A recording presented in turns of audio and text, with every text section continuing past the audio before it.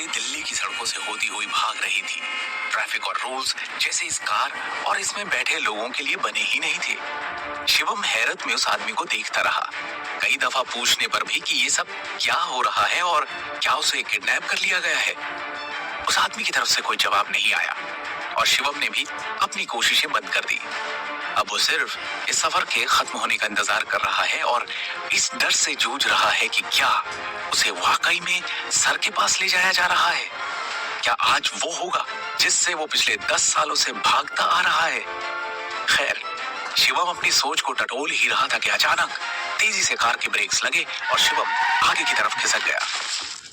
खुद को संभालते हुए उसने देखा कि कार एक सुनसान सड़क पर आकर रुक गई और फौरन एक आदमी आगे से उतरकर शिवम की साइड आया और कार का दरवाजा खोल दिया। चौंकते हुए उसने उस आदमी की तरफ देखा और हजारों सवालों में से वो एक सवाल पूछने का मन बनाने लगा कि इतने में वो आदमी बोल पड़ा, पहले ही कह चुका हूं मैं आपसे, आपको किडनैप या आपके साथ कुछ भी गलत करने की मैं सोच भी नहीं सकता। सर को ये कभी पसंद नहीं आएगा। इस वक्त आपको कोई टैक्सी नहीं मिलती और फिर उन नारंग के यहाँ की शादी ही क्यों ना हो। आप टैक्सी से उतरते हुए अच्छे नहीं लगेंगे। बड़ी गाड़ी से उतरकर वहां एंट्री मारना आपको सूट करता है। आखिर आप शाह खानदान की आखिरी उम्मीद है। डोंट वरी, होटल यहाँ से थोड़ी ही दूर है, कोई आपको हमारे साथ नहीं देखेगा। ये कहते हुए उसने एक महंगा सा सूट शिवम की तरफ किया और अपनी बात पूरी की। ये पहन के चाहिए, जो आपने पहना है वो आपके लायक नहीं। शिवम ने उस सूट की तरफ देखा और फिर उसकी तरफ और धीरे से गाड़ी से उतरते हुए कहा, ये सब नहीं चाहिए। अगर करना ही है मेरे लिए कुछ तो आज के बाद फिर कभी मुझसे मिलिएगा नहीं और ना ही मुझे परेशान करें, वही काफी होगा। उस आदमी ने कोई जवाब नहीं दिया, लेकिन एक आखिरी बार अपनी बात जरूर रखी शिवम के सामने। एक बार सर के इनविटेशन के बारे में गौर से सोचकर देखिएगा। मैं इसे आपका आखिरी जवाब नहीं मान रहा हूं। शिवम ने बिना कुछ कहे दरवाजा बंद कर दिया और पलटकर खड़ा हो गया। कार तेजी से वहां से निकल गई और तब उसने अपनी जेब से निकालकर सिगरेट जलाई और सड़क की दूसरी तरफ मुड़कर चलने लगा। चलते हुए अतीत के गहरे राज उसकी आंखों के सामने नाचने लगे। सिगरेट के हर कश के साथ वो दर्द और वो जहन से कभी ना मिटने वाली भयानक सच्चाई उसके अंदर घूम घूम कर धुएं के साथ बाहर निकल रही थी। एक कुटिल मुस्कान के साथ उसके मुंह से फिर निकल पड़ा, शाह खानदान। और वो सोच के समंदर में डुबकियां मारते हुए खो सा गया। पूरी दुनिया में शाह खानदान का रुतबा गौर करने वाला है। नाम, शान, शौकत और दौलत की कोई कमी नहीं है उस परिवार में, जिसके मुखिया थे शिवम वर्धन शाह। गुजरात के सूरत शहर का एक छोटा सा व्यापारी जिसने दिल्ली आकर अपनी जड़ें जमाई और देखते ही देखते बिजनेस की दुनिया में राज करने लगा। और उनके घर जब उनका सबसे पहला पोता हुआ तो शोहरत की परंपरा को कायम रखने के लिए उस पोते का नाम रखा गया शिवम शाह। कहा जा सकता है कि शिवम उसी वैभव और इज्जत का हकदार बन सकता था। जन्म से ही उसकी किस्मत में एक बड़ा आदमी बनकर रुतबे से रहने की आंधी घूमनी चाहिए थी, लेकिन ऐसा कुछ नहीं हुआ। क्योंकि बात कुछ ऐसी थी कि शिवम वर्धन के दूसरे बेटे भावेश, जो शिवम के पिता भी थे, उन्हें एक दूसरी औरत अंजलि की तरफ आकर्षण हो गया। और शिवम जब महज 14 साल का था तब भावेश ने एक साथ कई गलत फैसले ले डाले। अपने बड़े भाई भौतिक और छोटे भाई भूषण से वो शिवम वर्धन की सत्ता की राजगद्दी के लिए तो लड़ ही रहे थे, लेकिन उसके साथ साथ उन्होंने शिवम की मां मृणाल को तलाक भी दे दिया और शादी करके अंजलि को घर ले आए।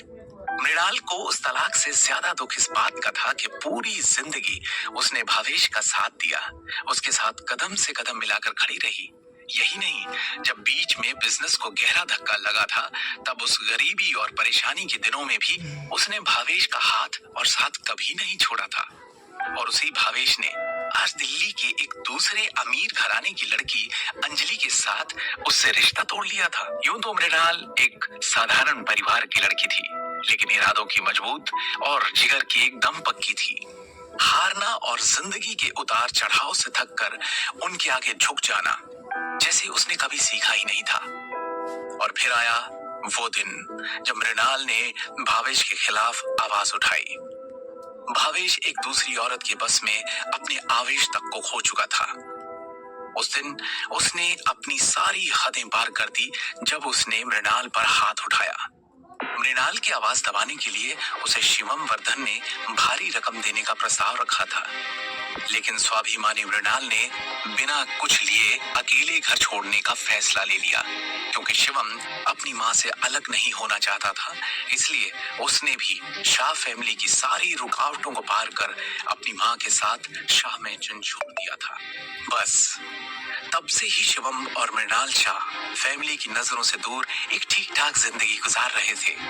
और क्योंकि शिवम अपनी माँ के पद चिन्हों पर चल रहा था, उसने अपना सरनेम भी शाह से बदलकर अपनी माँ का सरनेम गांधी अपने नाम के साथ जोड़ लिया। उस दिन और उस वाकये को बीते पूरे 10 साल हो चुके हैं।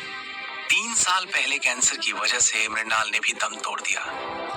शिवम ने तो जैसे मान लिया था कि उसे उस दर्दनाक याद का सामना फिर कभी नहीं करना पड़ेगा, लेकिन उसने सोचा नहीं था कि शाह फैमिली उसे इतनी जल्दी खोज निकालेगी।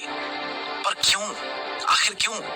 ऐसा क्या चल रहा है उस परिवार में? इतना बड़ा शक्तिशाली और राजनीतिक कनेक्शंस वाले परिवार को आखिर इतने साल बाद अब शिवम की क्या जरूरत पड़ गई? क्यों सर, मतलब भावेश शाह अब शिवम को वापस शाह फैमिली का हिस्सा बनाकर शाह मेंशन में लाना चाहते हैं? ये सवाल उसके अंदर तूफान मचा ही रहे थे कि उसने देखा उसकी सिगरेट खत्म हो चुकी है। आखिरी कश खींचकर उसने सिगरेट फेंकी, जूते से कुचली और उसके साथ ही शाह फैमिली से संबंधित कोई भी ख्याल अपने पांव के नीचे मसल दिया और सड़क के दाहिने मोड़ से घूमकर चाणक्यपुरी के आईटीसी मौर्य होटल की तरफ तेजी से कदम बढ़ाने लगा। आईटीसी मौर्य में आज नारंग परिवार के सबसे बड़े बेटे की इकलौती बेटी तान्या नारंग की शादी है। माहौल बड़ा है और ये मौका भी, क्योंकि तान्या की शादी होने जा रही है शहर के एक और मशहूर और प्रभावशाली परिवार सिंघानिया के छोटे बेटे दर्श सिंघानिया से। शहर में बहुत कम मौके ऐसे होते हैं जब इतना बड़ा और विशाल गठबंधन देखने को मिलता है। अब क्योंकि ये दिन और ये शादी इतनी अहम है, तो शहर के सब बड़े बड़े प्रभावशाली लोगों को यहाँ बुलाया गया है। बड़े बड़े इंडस्ट्रियलिस्ट, बिजनेसमैन, नेता, अभिनेता, बहुत से खास लोग आज यहाँ पहुँचने वाले हैं और उन्हीं के बीच होने वाले हैं नारंगी फैमिली के लोग भी, जिनके साथ शिवम का एक गहरा रिश्ता जुड़ चुका है। वरना आज के वक्त में शिवम का जो स्टेटस है, उसके साथ वो आईटीसी मौर्य जैसे भव्य होटल में कदम रखने की सपने में सोच भी नहीं सकता था। लेकिन क्या ऐसा रिश्ता था शिवम का नारंग परिवार के साथ? कौन है ये नारंग जिनके साथ शिवम के होने पर शाह फैमिली को दिक्कत है? क्यों है शिवम इन लोगों के साथ? इन सब गुत्थियों और पहेलियों का जवाब बनकर खड़ी है दृष्टि होटल के बाहर। ख्यालों में खोए शिवम को पता ही नहीं चला कि कब उसे चलते हुए 15 मिनट हो गए और कब वो उस भव्य और विशाल होटल के सुनहरे दरवाजे के सामने आ पहुंचा, जहां एक सुंदर सी संगमरमर की तरह फुर्सत से तराशी हुई छरहरा बदन लिए और हल्के नीले रंग का स्टाइलिश सा गाउन पहने एक 22 वर्षीय लड़की खड़ी उसकी तरफ निरुत्सुक नजरों से देख रही है। शिवम उस तक चलकर गया और एक साधारण स्वर में उसने कहा, अच्छी लग रही हो। दृष्टि ने एक पल के लिए उसकी तरफ देखा और फिर नजरें घुमा ली। वो इधर उधर देखने लगी कि और कौन कौन आ रहा है शादी में, और शिवम दृष्टि की बेचैनी को देख और समझने लगा। दृष्टि को देखकर उसे वो दिन याद आ गया जिस दिन उन दोनों की शादी हुई थी। ये खूबसूरत लड़की है शिवम गांधी की पत्नी दृष्टि नारंग। उस दिन भी दृष्टि उतनी ही खिल रही थी जितनी की आज, बस गारा ना लगे। करीब 2 साल पहले शिवम की शादी दृष्टि से हुई थी और वो नारंग फैमिली का हिस्सा बना। और इस शादी का पूरा दारोमदार था नारंग ग्रुप ऑफ ज्वेलर्स की नींव रखने वाले और दृष्टि के दादाजी भवानी नारंग के ऊपर, जिनके कहने पर ही ये शादी करवाई गई थी। एक घटना की तरह याद रखी जाने वाली ये शादी जब हुई थी, तब दिल्ली के सारे बड़े बड़े लोगों और पावरफुल परिवारों में खलबली मच गई थी। ये किस्सा एक बड़ी चर्चा का विषय बन चुका था और सब मिलकर भवानी नारंग की खिल्ली उड़ा रहे थे कि वो सठिया चुकी हैं। इसीलिए तो ऐसे बिना सोचे समझे अपनी पोती की शादी एक अनाथ से करवा रहे हैं, जिसके पास ना तो पैसा है और ना ही पावर। सोचने वाली बात है कि एक वक्त पर दृष्टि की खूबसूरती के किस्से पूरी दिल्ली में मशहूर थे। उसके दादा के पैसों के लालच में तो कोई भी कर लेता उससे शादी, लेकिन सिर्फ उसकी सुंदरता के ही कई दीवाने थे। दिल्ली के बड़े अमीर और नामी गिरामी घरानों से उसके लिए शादी के रिश्ते आ रहे थे, जो आपस में इस होड़ में थे कि कौन बनेगा ऐसी बला की सुंदर लड़की का अधिकर्ता। लेकिन उसकी शादी उसके दादा की मर्जी पर करवा दी गई, एक मामूली और साधारण से लड़के शिवम से। बाकी सबकी छोड़ भी दें तो खुद दृष्टि भी इस गठबंधन से खुश नहीं थी। शादी के सारे रीति रिवाजों में बस वो शरीर से ही मौजूद थी, लेकिन उसका दिल और मन कभी भी इस रिश्ते को मानने के लिए राजी नहीं था। और शायद यही कारण है कि शादी के बाद भी शिवम और दृष्टि में कभी भी पति पत्नी का रिश्ता या संबंध स्थापित नहीं हो पाया। 2 साल बीत चुके हैं, लेकिन ना तो दृष्टि ना ही उसके परिवार वाले कभी ये समझ पाए कि आखिर भवानी नारंग ने ये रिश्ता जोड़ा तो जोड़ा क्यों, जानते भी कैसे? क्योंकि ये राज तो सिर्फ और सिर्फ 2 ही लोगों को पता था, एक भवानी नारंग और दूसरा शिवम। बस ये 2 ही राजदार थे इसके।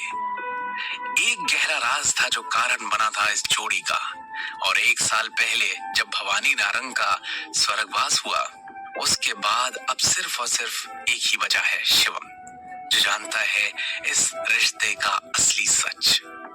दृष्टि को हमेशा ये मलाल था कि उसके दादा ने कभी नहीं बताया उसे आखिर क्यों कर दिया था उन्होंने उसकी जिंदगी का इतना बड़ा फैसला उससे पूछे और उसकी मर्जी के बिना। भवानी नारंग के जाने के बाद दृष्टि तो इन सवालों से जूझ ही रही थी, लेकिन उसके परिवार में एक बड़ी उथल पुथल मच गई थी। नारंग ग्रुप ऑफ ज्वेलर्स में बड़े सारे बदलाव जन्म लेने लगे। पावर और अधिकारों की लड़ाई में एक तूफान आया और उसमें भवानी नारंग के दूसरे बेटे और दृष्टि के पिता अखिल नारंग को कंट्रोल और पावर की कुर्सी से नीचे उतरना पड़ा। कंपनी के शेयर्स में से बाकी 2 भाइयों ने अखिल को कुछ ना देने का फैसला किया और फिर धीरे धीरे नारंग अपनी कंपनी में और बाकी दोनों भाइयों के परिवार की तुलना में अखिल के परिवार का होल्ड और प्रभाव कम होता गया। इसका कारण शिवम बिल्कुल भी नहीं था, लेकिन फिर भी दृष्टि के पिता अखिल और उसकी माँ सिमी हमेशा उसे नीची नजरों से देखते थे। शिवम तो सिर्फ भवानी नारंग के जोड़े हुए रिश्ते निभा रहा था, लेकिन उसके सास ससुर उसे हमेशा नकारा समझते थे। ना उसके परिवार का पता ठिकाना था, ना ही कोई जमा पूंजी। ऐसे में वो कैसे खरा उतरता नारंग परिवार के बाकी दामादों की तुलना में? वो इज्जत, वो रुतबा जिसकी उम्मीद शिवम ने कभी की ही नहीं थी, लेकिन जो उसे यहाँ मिलनी चाहिए थी, वो उसके हिस्से में नारंग फैमिली में कभी नहीं आई। सिर्फ दृष्टि ही नहीं, बाकी परिवार के लोगों ने भी कभी उसे दामाद होने का दर्जा नहीं दिया और बस उसे नीच समझा था।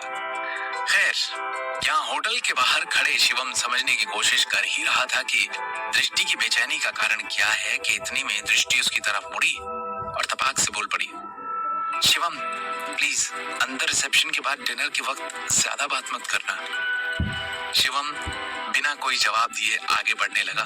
जब दृष्टि ने उसे आवाज दी, शिवम, शिवम रुका और दृष्टि उसके पास चलती हुई आई और बड़े गंभीर स्वर में कहा, अंदर से आ जाएंगे, लेकिन याद रखना आज का दिन बहुत खास है हमारे लिए। हमारा पूरा फ्यूचर सिर्फ आज पर टिका है। अंदर मैं कुछ ऐसा करने वाली हूँ जिसके बारे में किसी ने कभी सोचा भी नहीं होगा। शिवम ने हाँ में सिर हिलाते हुए धीरे से कहा, जानता हूँ। और वो दोनों अंदर की तरफ बढ़ने लगे। शिवम जानता था कि दृष्टि आज क्या करने वाली है और क्यों। क्या चल रहा है दृष्टि के अंदर, क्या करने वाली है वो आज, क्या राज है जिसके कारण शिवम और दृष्टि की शादी करवाई गई थी।